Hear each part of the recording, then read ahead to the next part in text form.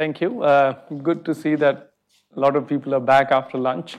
So I'm going to talk about slightly different things and slightly different scales. I'm going to talk about multi-phase gas and gas flows around galaxies. So, the scale lengths and so on are very different, but what matters is, all of us know are dimensionless numbers. So the dimensionless numbers here are sort of relevant to, high Reynolds number flows. Okay, so, let me start with the big picture. Everything in the universe, the galaxies and so on, come out of the initial tiny perturbations which are seen in the cosmic microwave background. This is the this is the whole universe. This is a simulation of such initial conditions forming structure in the universe in form of galaxies that we see around us, for example. So you take a tiny box here, you do simulations where particles interact with gravity gmm by r squared. If you evolve it, you get structure like this. This is because with gravity, matter is inherently gravitationally unstable. It likes to become clumpy because denser regions like to pull more matter and become more gravitating. So this is a result of one of the popular n-body simulations, just including dark matter, no hydrodynamics here. This is the size of the universe. This is sort of 100 megaparsec, which is very big. This includes like nearest 1,000 galaxies to our own Milky Way, for example. That's the scale. One further rung down of these scales, this is the scale that I'm going to talk about. This is the scale of an individual galaxy, material around an individual galaxy. And just to set the stage, the stars in a galaxy are distributed in a very tiny volume and tiny length scale, but there's matter all around it. This is hot plasma or gas. I'm roughly calling it gas because I'm treating it as a gas, but there are like subtleties associated with that. So basically, if you zoom in on this system, like this is our Milky Way galaxy, this is 10 kiloparsec, that sort of is the size of it, like 30 light years, if that makes more sense. And this whole thing is like 100 to 200 kiloparsec. So this is sort of roughly the scale of this thing. So there's very diffuse matter out there which we cannot easily see. So till now, most of the galaxy formation has been concentrated on stars, but because of very sophisticated observational techniques, we are able to see material in this diffuse form. Okay. Now this is a complicated plot, but this is a plot of stellar mass divided by the halo mass. These are the halos which host galaxies as a function of halo mass. And the point to take home from this is that most of the mass in matter, normal matter that we know, is not in stars. It's in the diffuse form. So that this total, if all of it were in stars, should have been 0.17, but it's 0.03. So, 80% of the matter, of the normal matter that we are all made up of, is in the diffuse form. It's in a plasma state. Now, these are one of these objects that I'm going to talk about in a little bit more. So these are these intersection of these gravitational filaments is where most massive galaxies occur. These are called galaxy clusters. You cannot see dark matter, but you can see things which trace dark matter.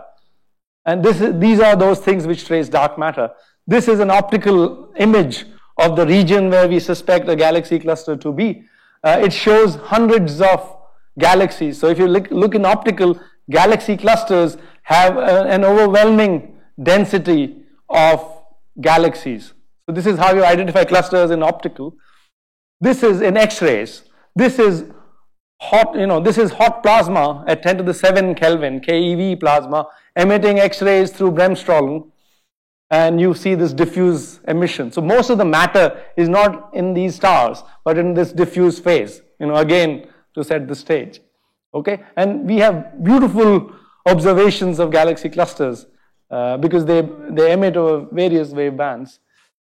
And you can see there's dense gas or plasma at the center, so it emits more profusely, so it appears brighter. And there's no real mapping between this and this, right? You don't see these individual galaxies there. It's diffuse, right?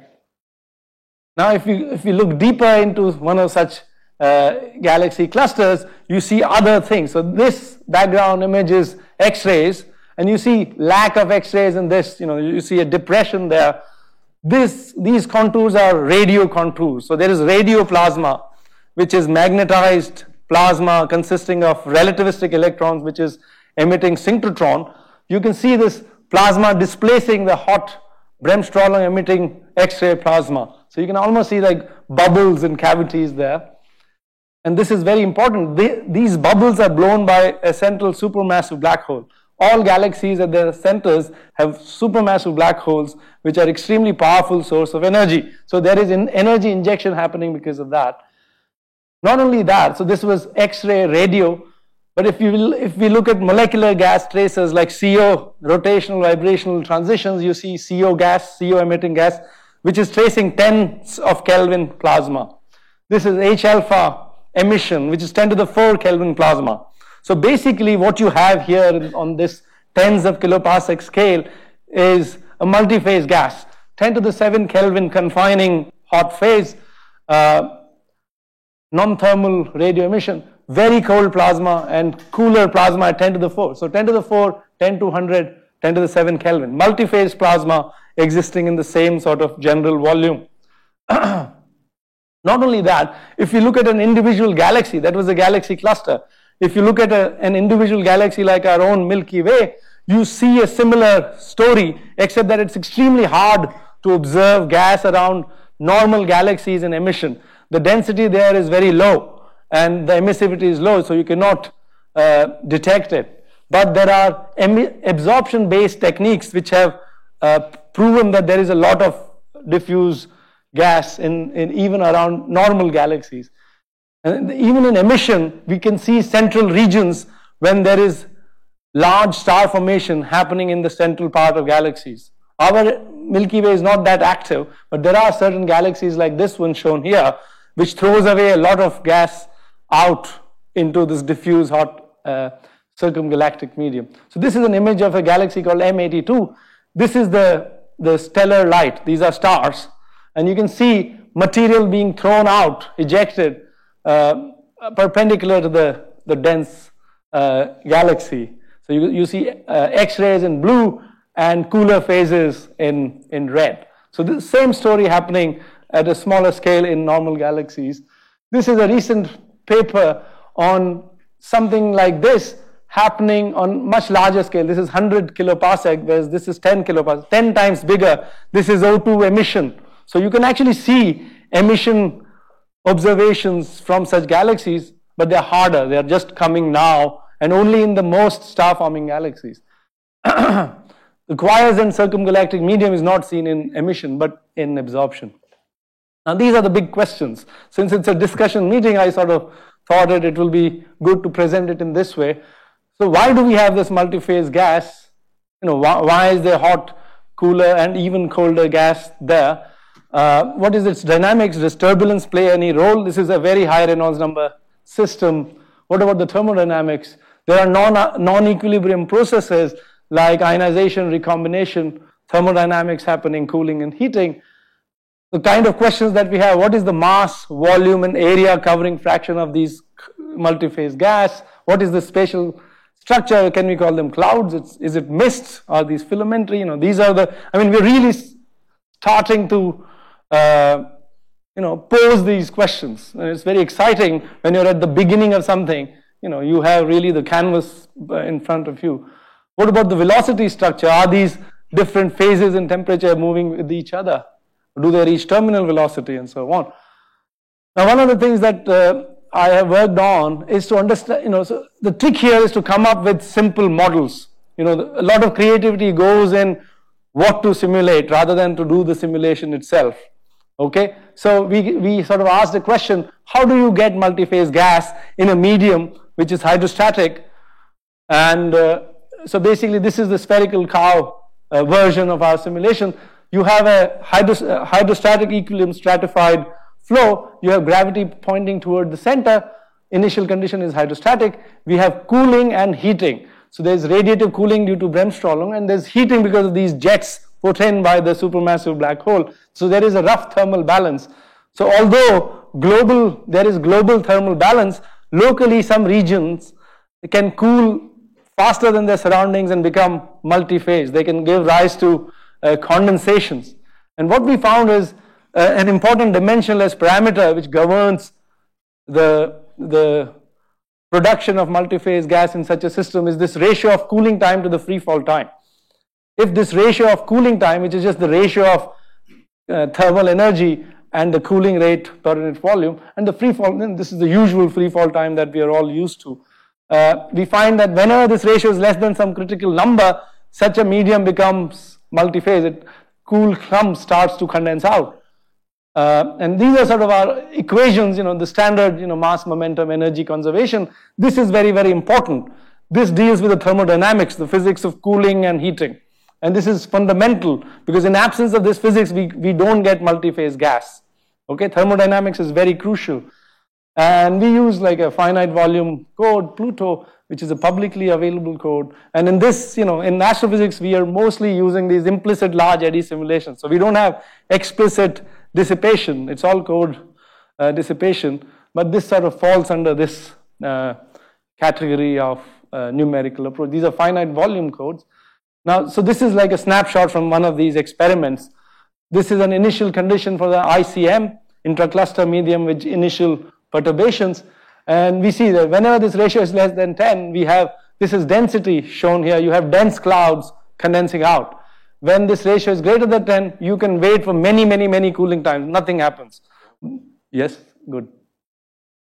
So this is sort of one class of simulations that I've done. So Prakriti, who's going to talk later in this, I think in the next session, will elaborate on this. Then I've also done simulations of these multi-phase outflows. So the situation, again, to remind you, we have a circumgalactic medium and a disk.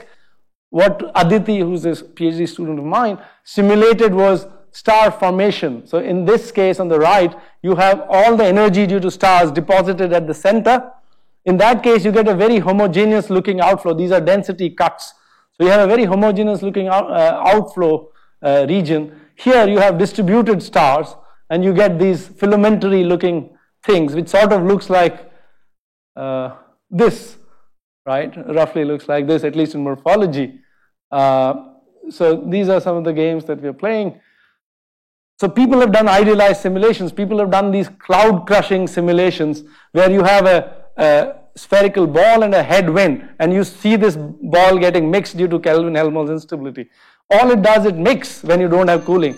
But if you have cooling, it can entrain cold gas from the surroundings. So this is a qualitatively different behavior, and this is what is very, very interesting. We have done simulations with the interplay of cooling, heating, and turbulence, and these are simulations without external turbulence, and these are volume rendering plots of density. These are simulations with turbulence and with multi-phase gas, and you can actually see without any equations that they do look very different. So there's a lot of rich physics going on here. So this is the aim was just to give a flavor of what kind of questions that we're asking. Are there analogies with, say, terrestrial clouds or mist? A lot of meteorological phenomena.